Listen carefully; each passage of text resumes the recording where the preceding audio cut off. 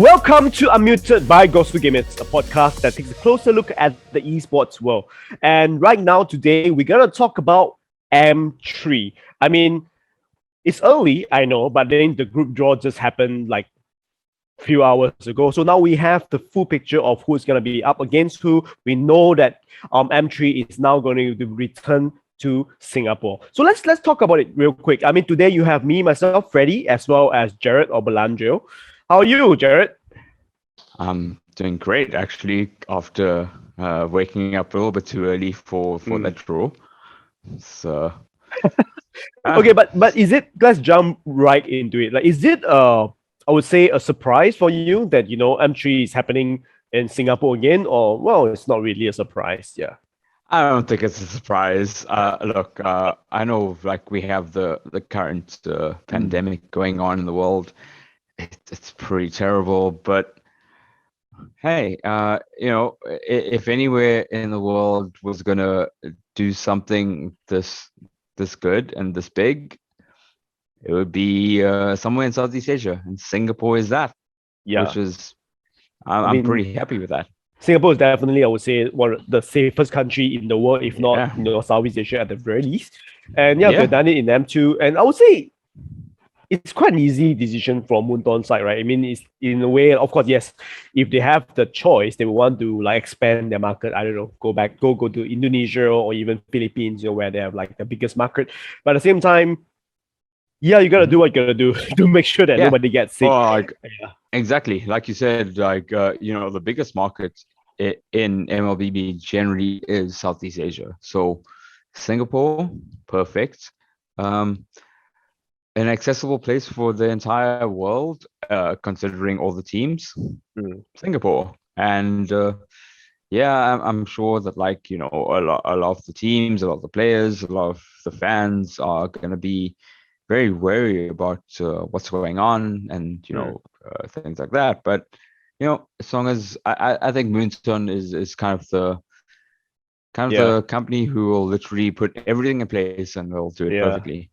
I must say that they like for Moonton's side, I mean, I don't know whether it's their responsibility, but it's really not their strong suit in keeping it a secret, because I think prior to like a week or two, there was already a lot of leaks. You have like players talking about it. You have teams posting like their ad like their flight ticket and stuff like that, like with the location Singapore. I'm like, okay, cool. I think we might have known a little bit before this. Yeah. But, at least we knew. At least we know then that they are actually putting in the effort to go. Okay, the teams have to be there this time. Now you have to get COVID tests, and now you quarantine. Yeah, and. Cool.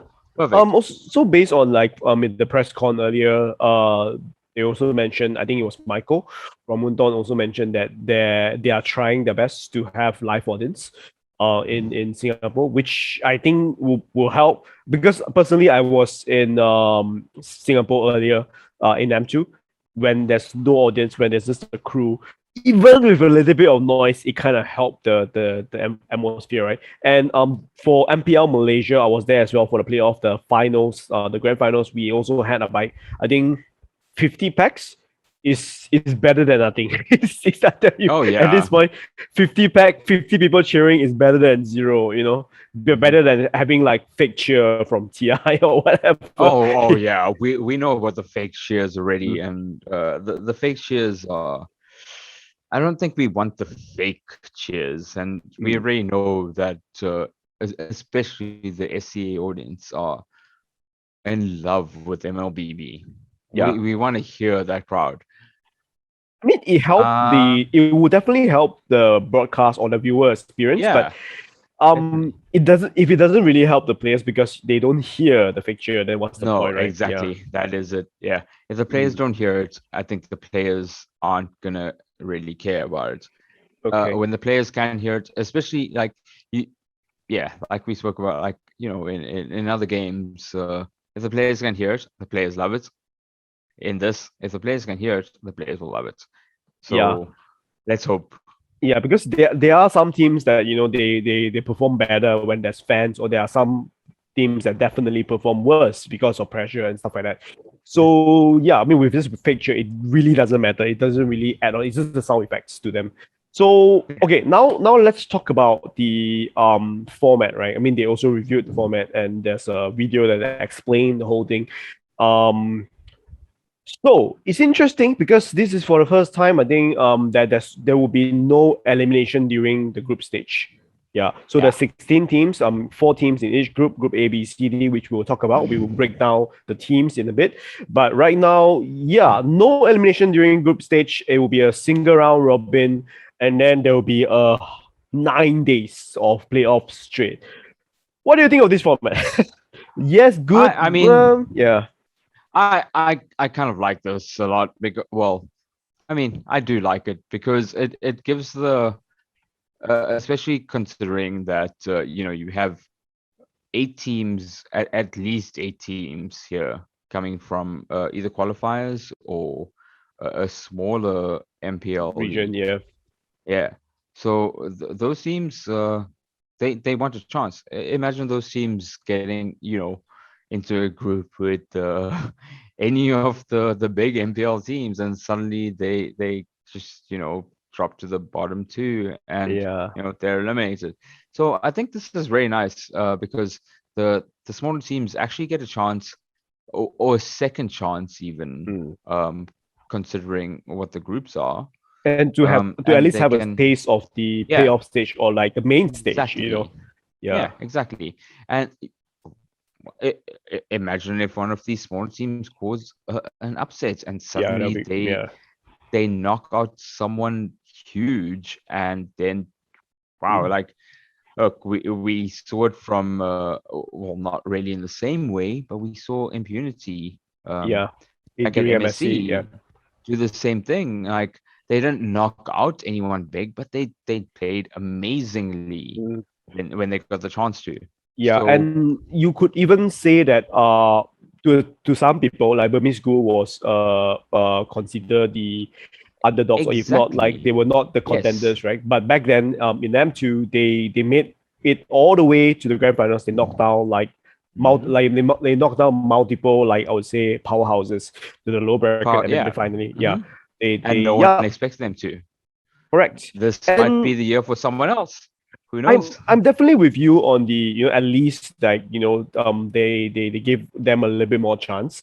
Because I remember in M2, like some of the teams, like if you get knocked out in the group stage, you don't even get to see the main stage, There's because nothing else. Yeah. the group stage is just like at some like practice room, or like You're done. a separate room. It's not even the main stage. That's quite sad. Imagine going through like, I don't know, like 2 weeks of quarantine and everything, and then fly all the way from, I don't know, Your first Brazil, game. or Yeah. Russia, like, then that's it. It's like, just because, maybe you needed more time, whatever, then yeah, Yeah.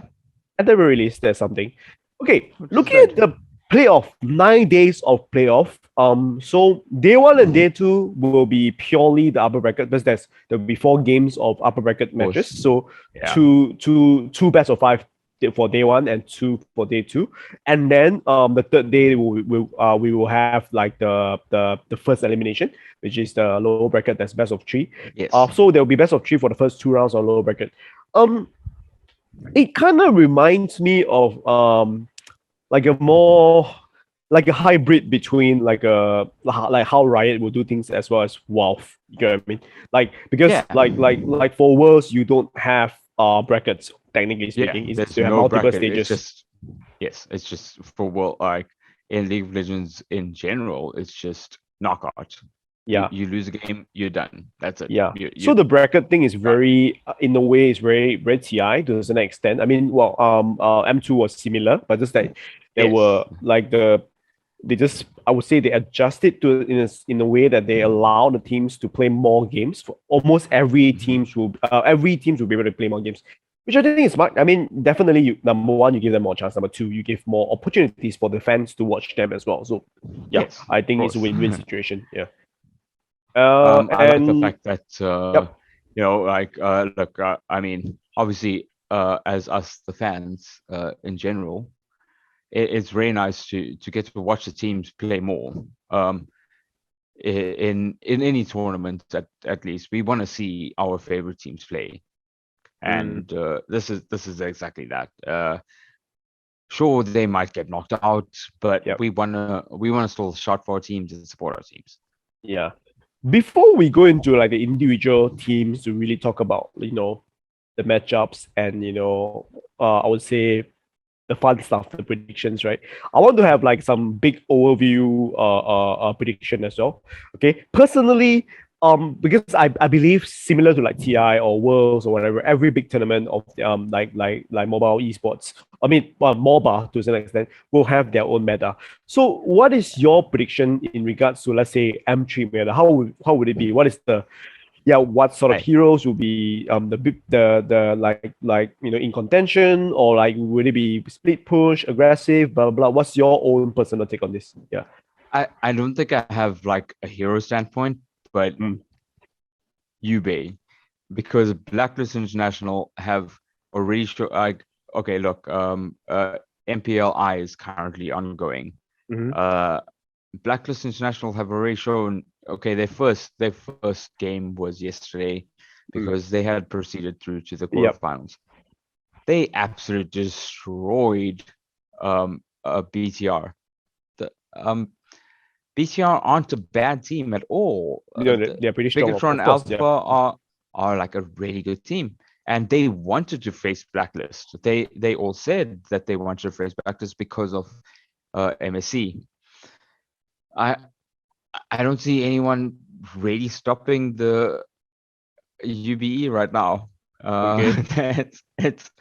It's just, well, actually, maybe we'll see later today. RRQ are also a strong team in the tournament, but Blacklist International honestly seem unstoppable, and without someone like Smart Omega to stop them, I don't think there's anyone that can. Yeah, I That think team, the Ube strategy is perfect. definitely. It is absolutely brilliant, and they not even just that, they pull it off perfectly. I think the closest team that might match up to that could be, like, I would say, some of the Indonesian powerhouses. Like if you look at to some extent RQ or even like Onyx, they RQ, have pretty good yeah, very clean setup. They're very clean. yes. Not as layered and as It's Blacklist right now. yeah, of Yeah, course. but their execution is like meticulously clean. For me, Yeah. I personally feel like a lot at least during the group stage, there will be a lot of aggressive early game meta. Because I've seen it in the MPI, like you have like teams like SYS, see you Yes. soon and all that, and they really brought their game that like really pedal the metal and just run at you at like minute one. And the reason why I say that we will see a lot of early aggression is not just because of them, but you have other teams like Navi, you have other teams like the Brazilian teams. They're pretty aggressive. They're very Yeah. aggressive. Yeah, and So I and think sometimes they don't I care about this like whatever Ube like yeah, shit. It's Ube. like, okay, I'm gonna go into your face and yeah. So I guess like my thing on that is literally like it's gonna be early game. It is early game. We're not gonna see many games. We might see like 1 or 2 games surpass the 20-minute mark, but Mm. most of the time it's gonna be early game, early game, early game, which is my prediction because, well, again, Ube.